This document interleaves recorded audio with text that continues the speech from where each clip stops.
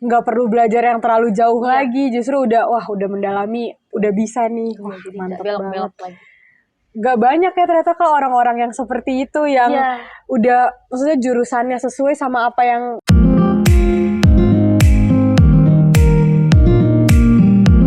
Halo semuanya, selamat datang di podcast Aksmi on BEM IBM Asmi episode 3 season 2. Oke, kembali lagi dengan aku Jo Faisal yang akan menjadi host pada podcast kali ini. Nah, kali ini aku gak sendiri, aku bareng sama kakak yang hebat banget ini loh. Dan kita akan ngupas sama-sama tentang memahami pendidikan vokasi atau biasa disebut D3. Bisa diperkenalkan Kak, namanya siapa? Halo semuanya, nama saya Indah Dwi Mulyani. Saya dari program D3 Administrasi Perkantoran di angkatan tahun 2019. Wah, oke. Terima kasih ya Kak Indah buat kesempatannya pada hari ini udah bisa hadir. Oke, langsung aja kali ya kita ke pertanyaan-pertanyaan. Pertama, apa sih Kak alasan utama Kakak memilih program D3 dibanding dengan program sarjana atau program lainnya?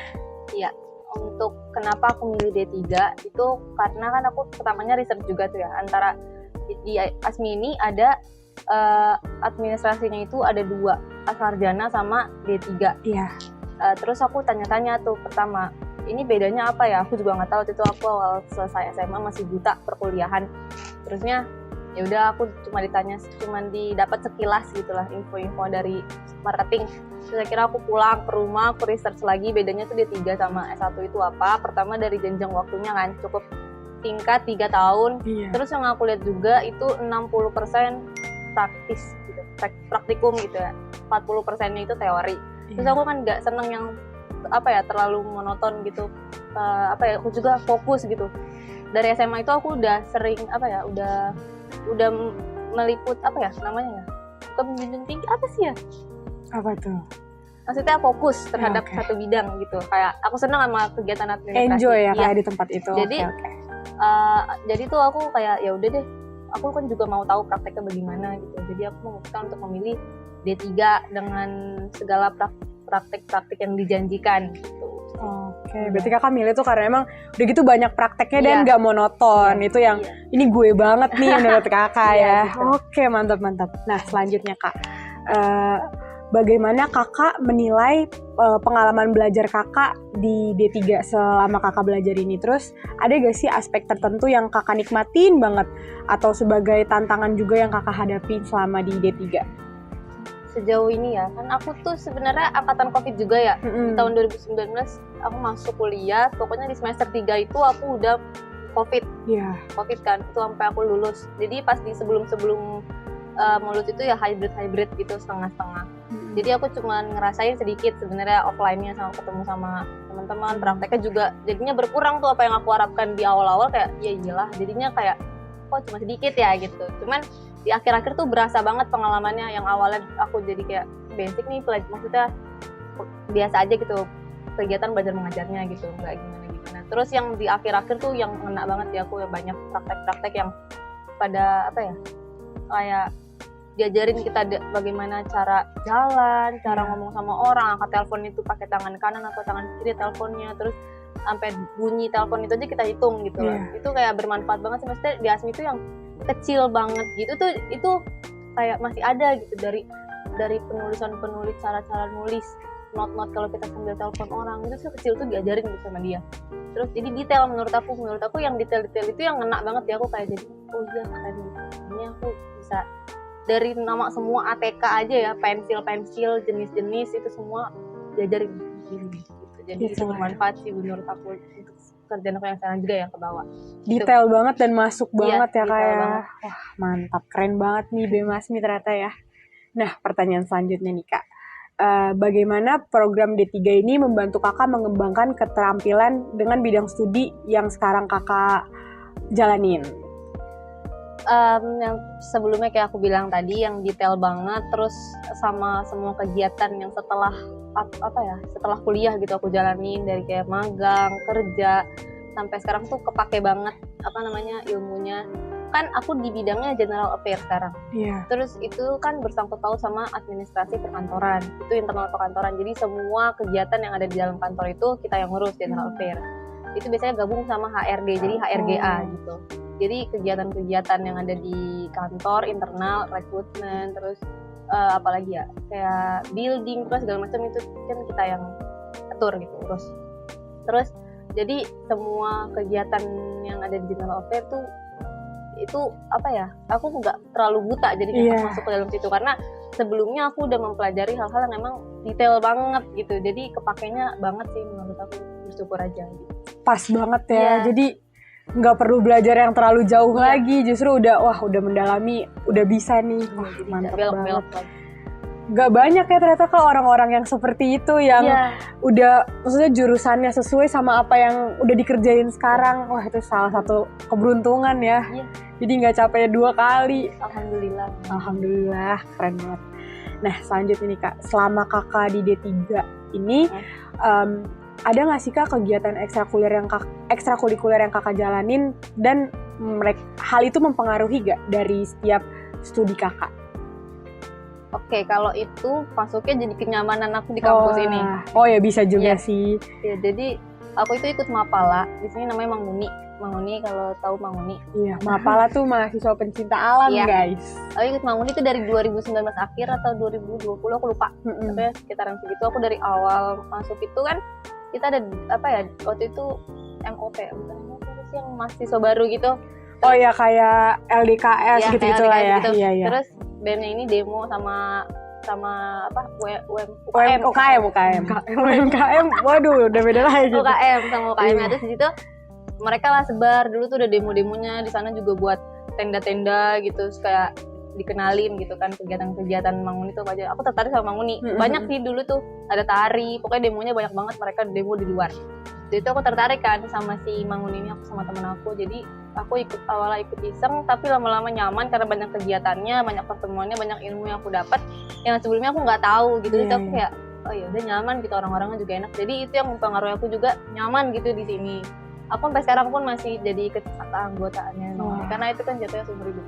Iya. Wah, aku baru tahu loh, keren banget ternyata.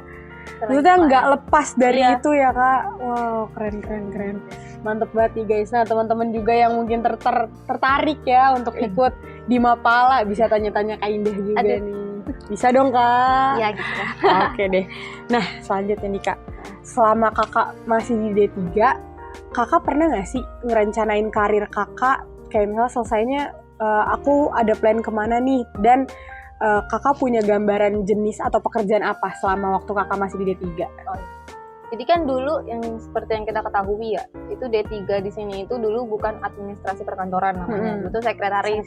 Dan dulu tuh sering banget di underestimate ya sama orang-orang, kayak sekretaris simpenan bos lo, gitu-gitu ya, pokoknya kayak gitu deh. Terus aku yang kayak, gimana sih maksudnya gitu. Terus katanya juga dulu aku sering banget dapat omongan dari kayak, kenapa ngambilnya sekretaris di zaman sekarang gitu ya kan, itu udah nggak dibutuhin kali gitu. Terus aku juga nggak kepikiran apa-apa, itu awal-awal semester ya, aku bingung ntar gue kerja apa ya nanti abis ini gitu. Terus akhirnya digantilah pas aku semester berapa ya, aku lupa, 3 atau 4 gitu kalau nggak salah, itu diganti jadi administrasi perkantoran. Itu kan lebih jadi gimana ya, lebih luas nggak sih, jadi kayak oh iya administrasi gitu. Terus aku kepikiran lah dengan Bu As yang sering ngomong general affair, jadi aku terpacu gitu, kayak general affair itu apa sih, aku kepo juga, jadi aku kulik-kulik lagi. Terus ternyata aku sama teman-teman aku juga diskusi, kan lu jadi apa lu bisa gini kan. Ya udah akhirnya kayak ya aku sih kepikirannya karena aku senang di bagian administrasi, aku senang di bagian pengarsipan, terus pembukuan segala macam, ya aku ngambil tekniknya administrasi, nggak jauh-jauh dari hal yang udah aku pelajarin, biar aku ngerasa apa yang udah aku pelajarin di sebelumnya itu kepake, jadi nggak sia-sia sama apa yang aku buang-buang waktu kan kemarin. Sebenarnya nggak buang waktu juga kan, dapet ilmu juga, cuman kalau itu kepake kan lebih berasa puasnya gitu. Wah, hebat banget. Aku tuh belajar dari Kak Indah. Jadi tuh kita nggak menyia-nyiakan apa yang ada ya Kak. Justru dari, apalagi Bu As, siapa sih yang nggak kenal Bu As di BEM ASMI ya kan. Dari kedetailannya Bu As, itu yang jadi jadi pacuan juga buat Kak Indah ya. Wah, keren banget ini ya guys, nggak sia-sia. Jadi Kak Indah tuh bisa menempatkan benar-benar apa yang jadi pelajaran, itu yang Kak Indah dapat. Keren banget. Makasih Bu As. Makasih Bu As. Oke, pertanyaan selanjutnya. Selama Kakak di D3, Kakak ngerasa nggak atau gimana dukungan dari dosen atau staf akademik selama Kakak ada di D3? Terus apakah Kakak merasa terbantu dari dukungan mereka?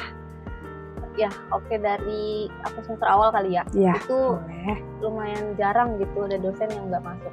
Menurut aku itu udah apa ya, keren aja gitu, lo jarang nggak masuk karena tandanya lo mau apa ya, gimana ya, dia punya niat yang lebih untuk ngajarin mahasiswanya gitu. Serius ya? Iya, jadi kayak jam kosong itu saya dosen nggak ada atau kita tiba-tiba pulang itu jarang, ya, paling ganti jadwal kayak gitu.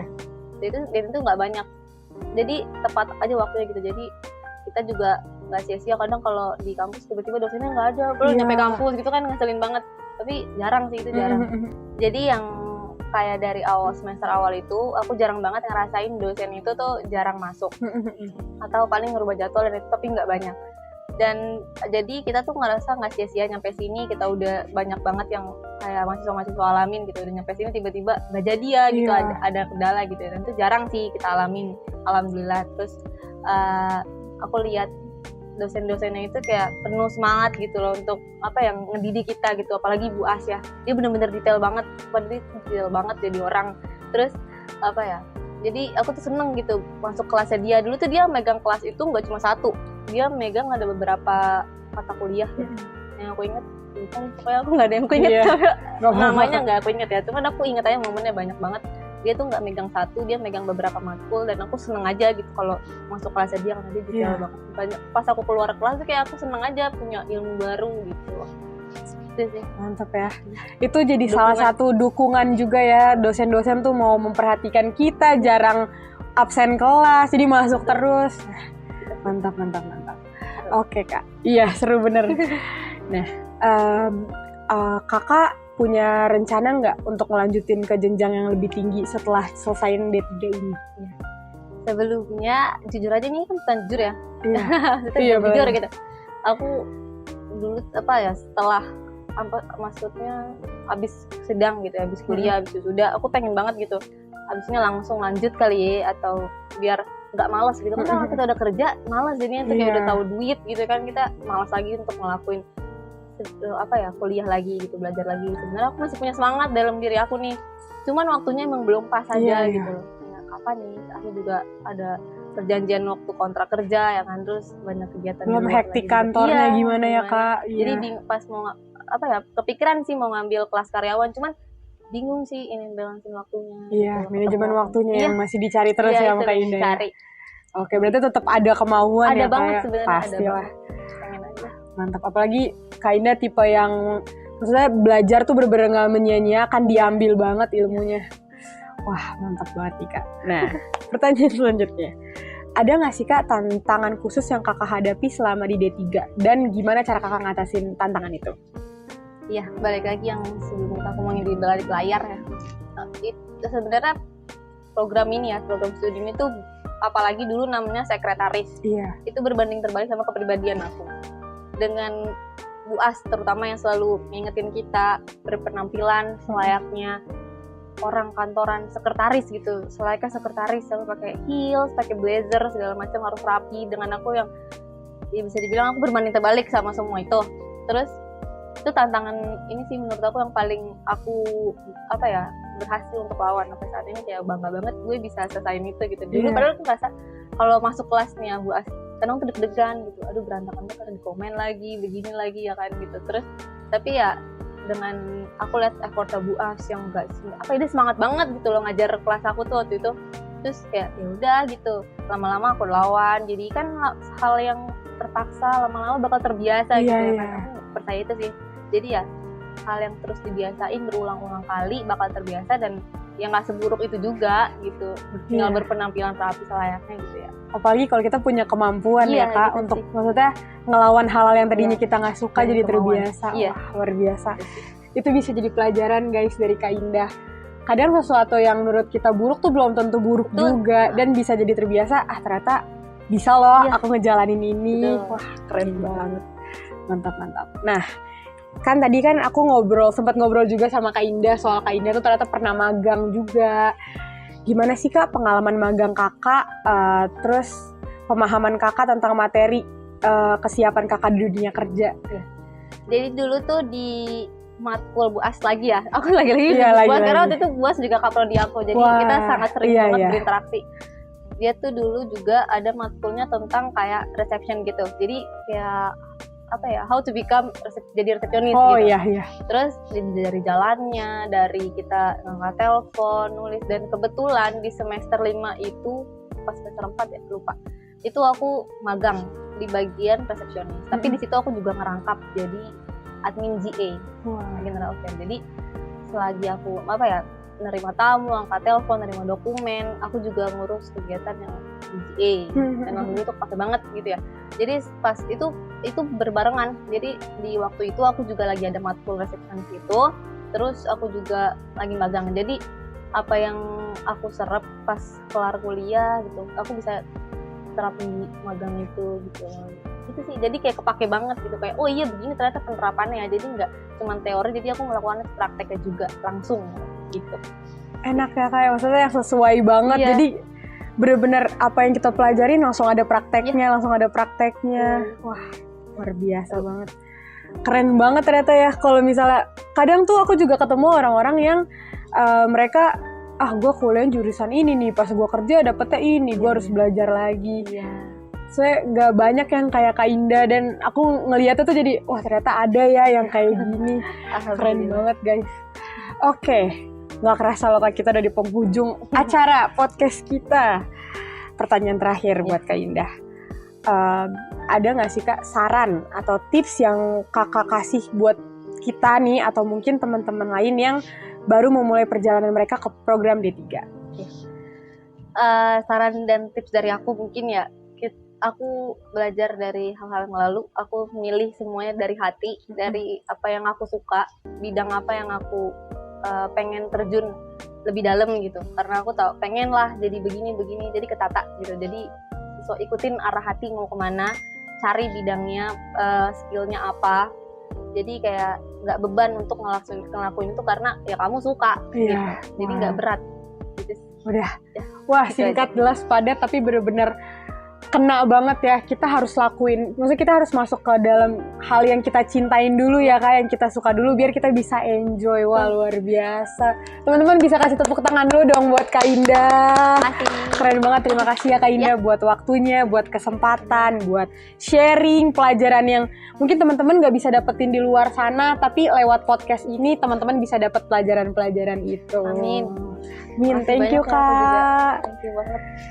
Nah Kak, dari sharing Kakak tadi, aku punya sedikit bingkisan nih untuk Kakak. Semoga semoga diterima dengan baik ya Kak. Makasih banyak ya dikasih kesempatan juga untuk ngomong semua beberapa experience yang aku alamin.